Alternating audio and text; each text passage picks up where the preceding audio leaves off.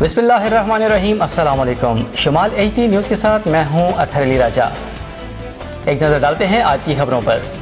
यूनान में तारिकीन वतन की कश्ती डूबने के वाक़ये के बाद पाकिस्तान में इंसानी स्मगलर्स के खिलाफ एक्शन। लाहौर से एक स्मगलर आबिद गिरफ्तार जिसने एक नौजवान से यूनान भिजवाने के 35 लाख रुपए लिए थे। FIA से गिरफ्तारी लिंक ऑफिस यूनान की मालूमात पर की। मेलसी के नवाही इलाके से भी एक स्मगलर गिरफ्तार कर लिया गया। सिर्फ गुजरांवाला से लापता नौजवानों की तादाद 40 हो गई।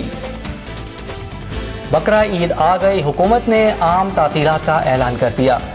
हुकूमत ने 29 जून से 1 जुलाई तक सरकारी तातीलात का ऐलान कर दिया। 3 छुट्टियों का नोटिफिकेशन जारी कर दिया गया।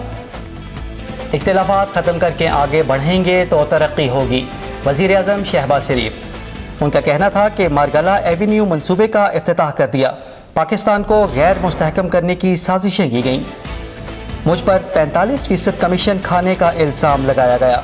बताते चले कि चश्मा पावर प्लांट 1200 मेगावाट का हामिल मंसूबा है।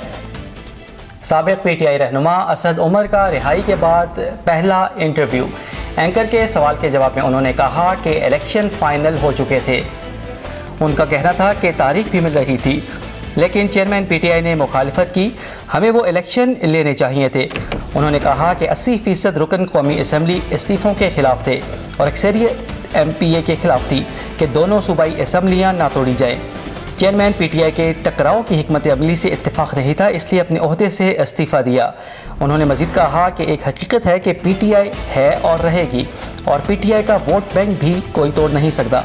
-1 तभी हो सकता है जब चेयरमैन PTI चाहेंगे और शाह महमूद कुरैशी को आगे लाएं तो हालात बेहतर हो सकते हैं। बजट में कम हिस्सा मिलने पर नून लीग और PPP में इख्तिलाफात शिद्दत इख्तियार कर गए। मामलात सुलझाने के लिए वज़ीर आज़म हाउस में मुज़ाकरात हो रहे हैं, जिसमें वज़ीर आला सिंध खास तौर पर कराची से इस्लामाबाद पहुंच गए हैं। सयाहों को टाइटैनिक की बाक़ियात दिखाए जाने वाली आबदोज़ लापता हो गई।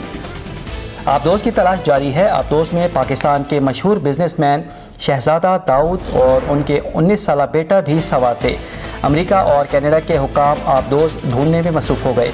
आबदोज़ का आखिरी रेडार राब्ता टाइटैनिक जहाज़ के पास था। आखिरकार नून लीग ने हार मान ली। Chairman PCB Najam Sethi chairmanship की दौड़ से बाहर हो गए।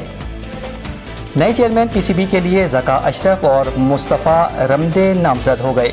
जरदारी ने एक दफ़ा फिर जादू से मार्का मार लिया। नजम सेठी ने कहा कि वो आसिफ अली जरदारी और शहबाज शरीफ के दरमियान तनाज़े का बाइस नहीं बनना चाहते।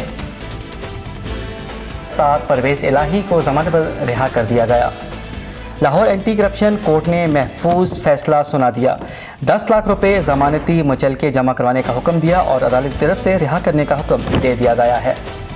ये थी अब तक की न्यूज़। मज़ीद खबरों और अपडेट्स के लिए देखते रहिए शुमाल HD न्यूज़। इजाज़त दीजिए, फ़ी अमानिल्लाह।